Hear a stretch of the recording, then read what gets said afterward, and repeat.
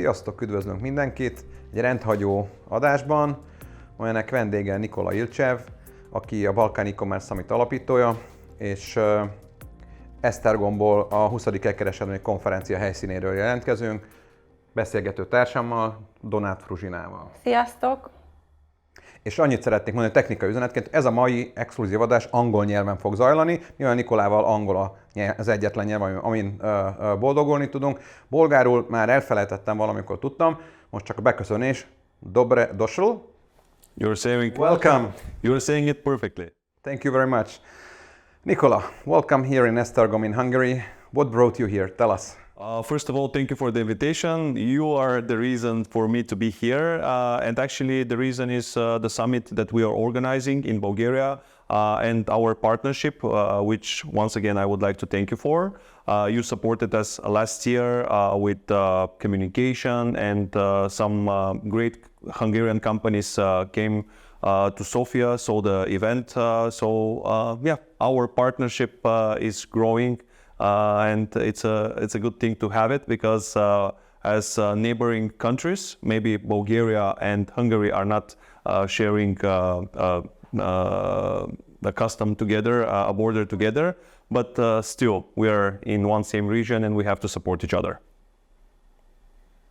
Well, Nicola, I was impressed when I was reading some stories about you, and I read on LinkedIn that actually you're really passionate about helping to grow e-commerce communities and to have them thriving in their businesses.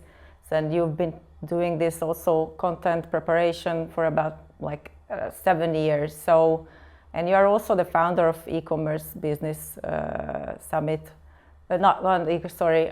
Balkan e-commerce summit.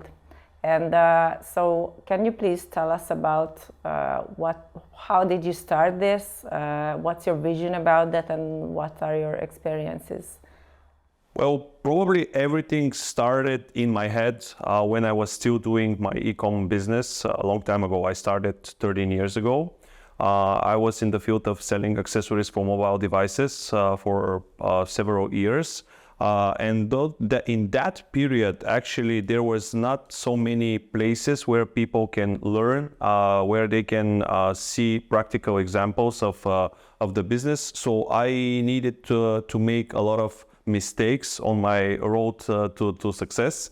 Yeah, I was feeling like I'm alone.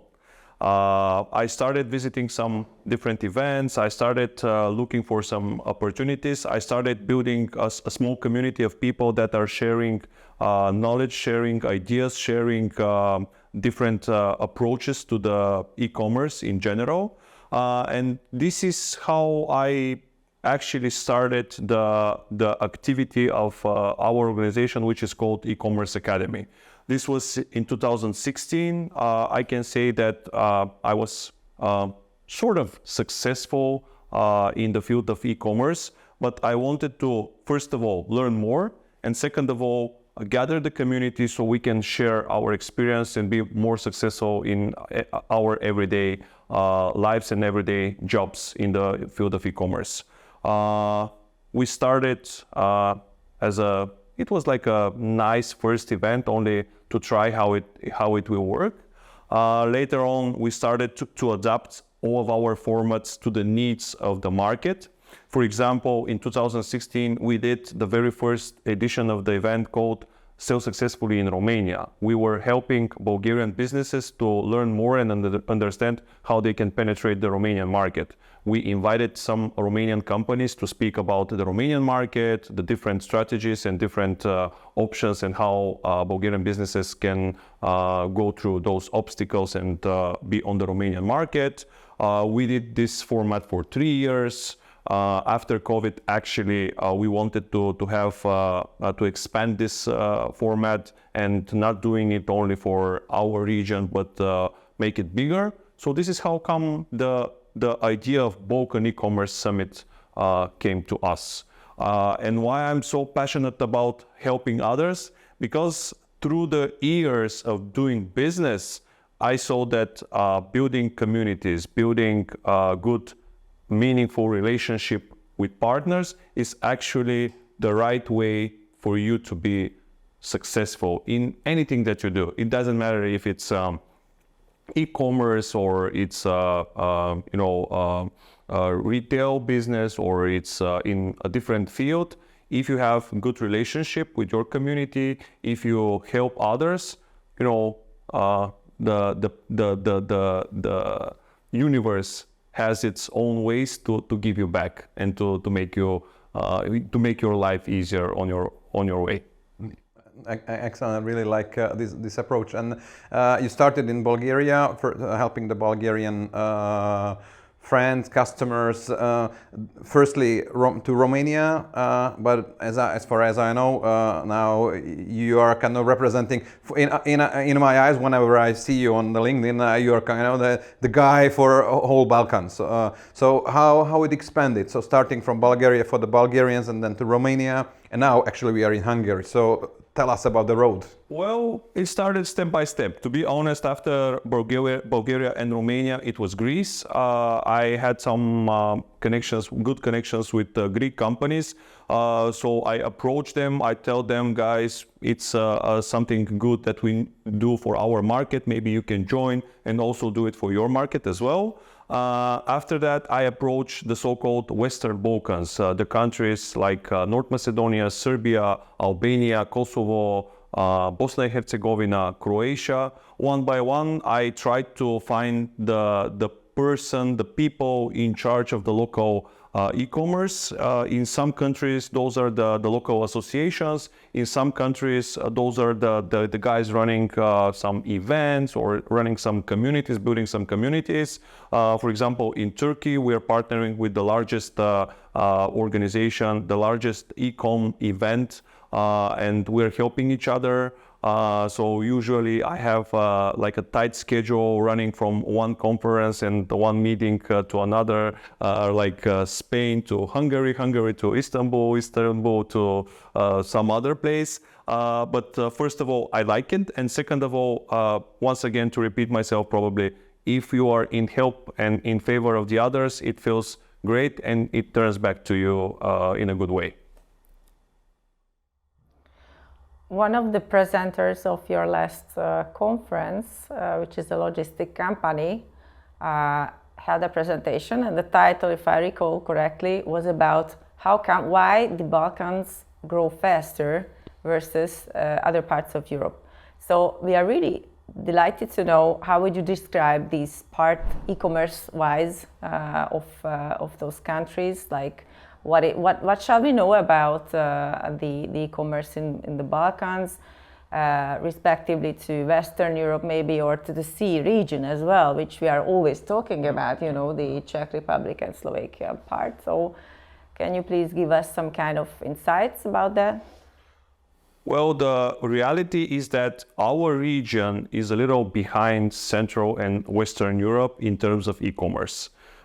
Everything started to growing rapidly somewhere between 2018, 2020. Then the COVID hit, and we all know what happened. Actually, the COVID boosted the e-commerce all over the world, including our region.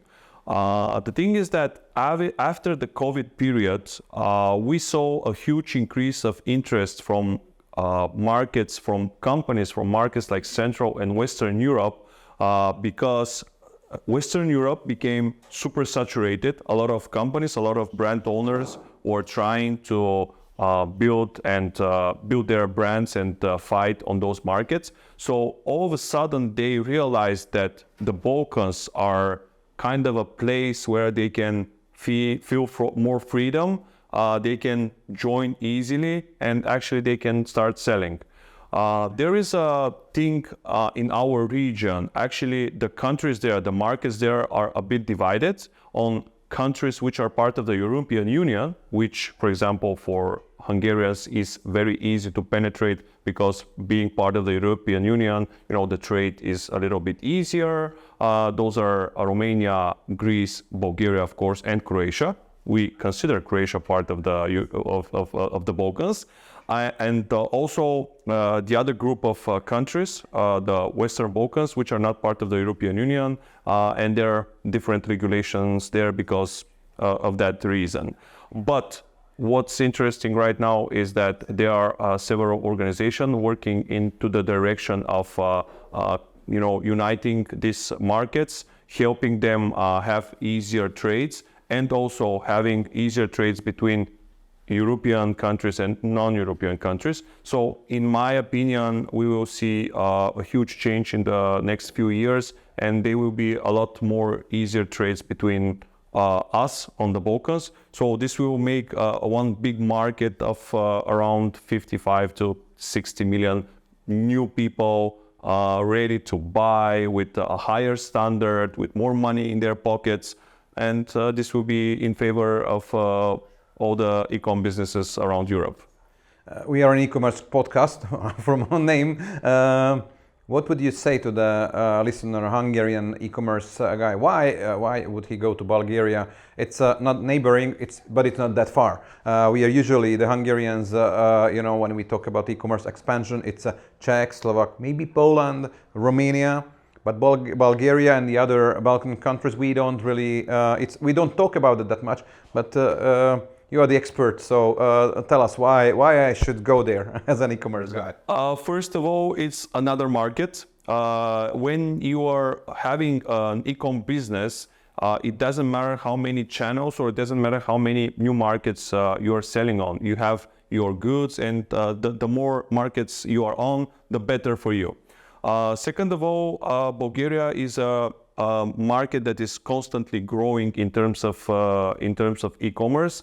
According to the statistics of the National Statistic Institute, every year after year we have a constant growth of around 10 to 12%. People are getting much more digitalized. Their digital culture is getting better and better. Of course, it won't be easy for the Hungarian businesses, because they have to decide which are the right channels for them. Because if they build their own web shops, they need to translate their web shops in Bulgarian, of course. They have to have their customer support in Bulgarian, of course. But there are still good chances to go through marketplace platforms, which are kind of well developed in our region. Easily they can serve some products on the market. They can make a little research through those platforms to see which of their products are going to perform well on the Bulgarian market, and later on they can invest in their own shops. But to be honest, Bulgarians are now very open to the e-commerce, to the digital world. We see more and more people buying online. We see more and more people are actually getting services online, not only physical products, but also services. Bulgaria is a good place for every foreign company to try to test the market.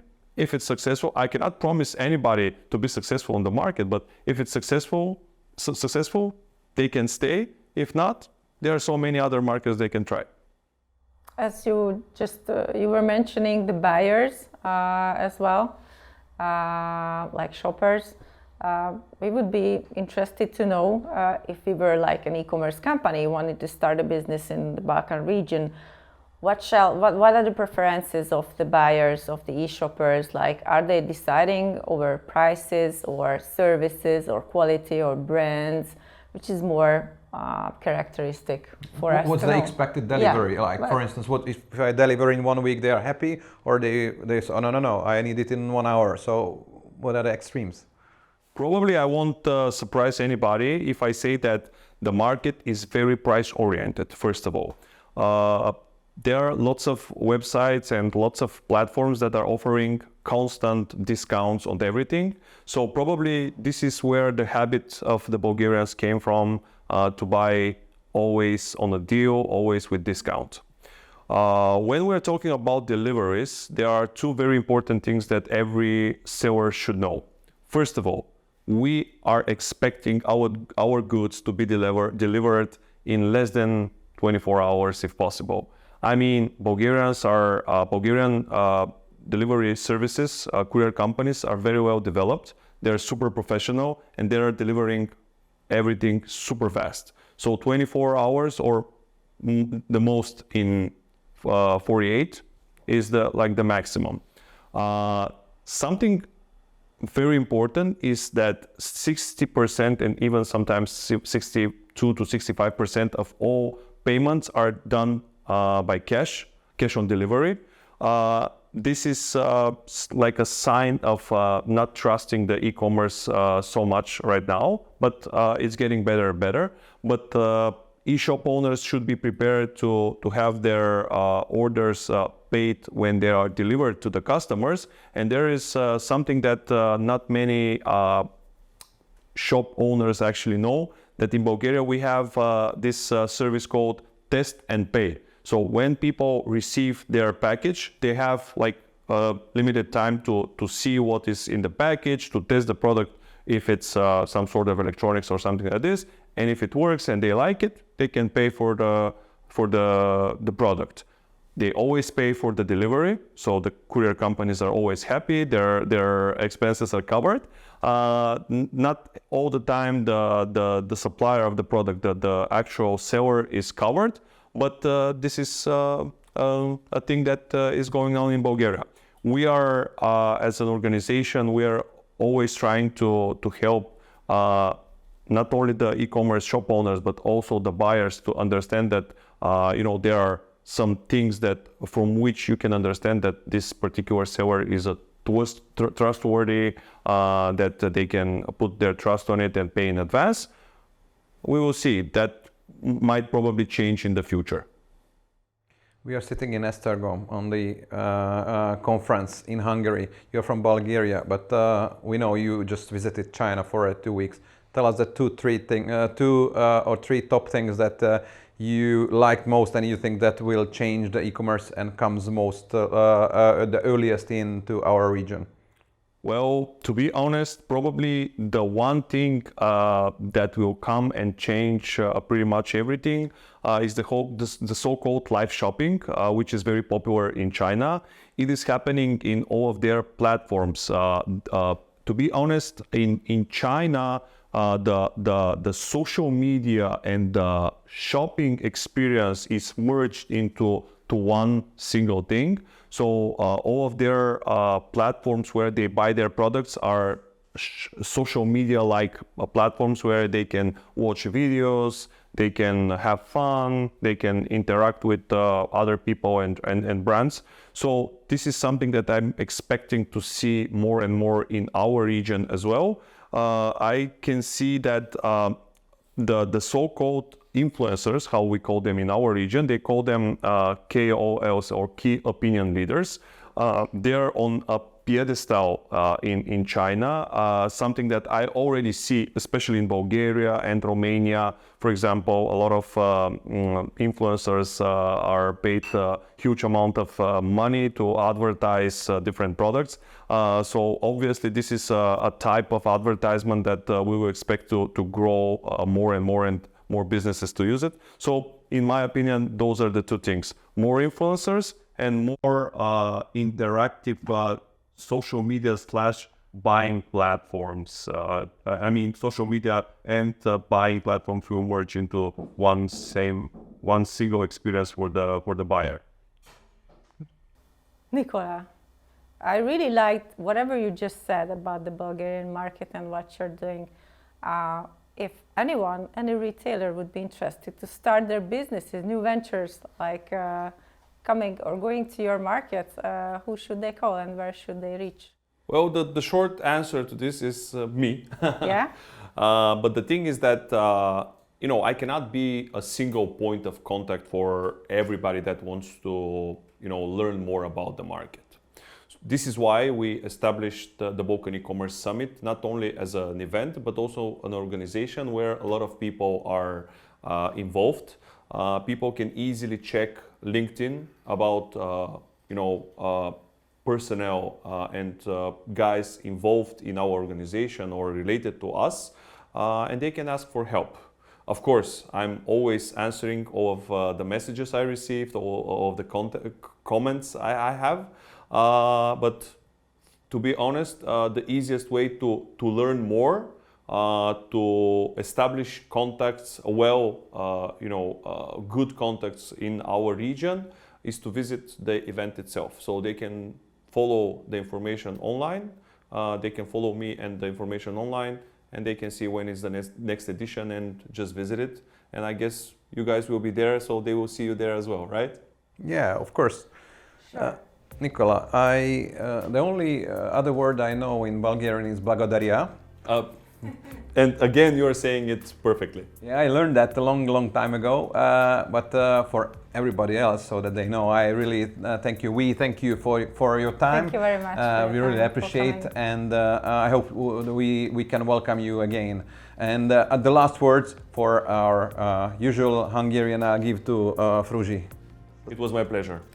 Thank you very much. Köszönjük szépen még egyszer Nikola Ilchevnek, aki elfáradt hozzánk Bulgáriából, és egyúttal a 20. e-kereskedelmi konferenciának is a lehetőséget, hogy fel tudtuk venni ezt az exkluzív adást. Bárki kérdezzen, akinek kérdése van, kommenteljetek, javasoljatok nyugodtan témákat, és várunk titeket a következő e-commerce podcastban is, ami hamarosan elkészül. Sziasztok! Köszönjük szépen, sziasztok!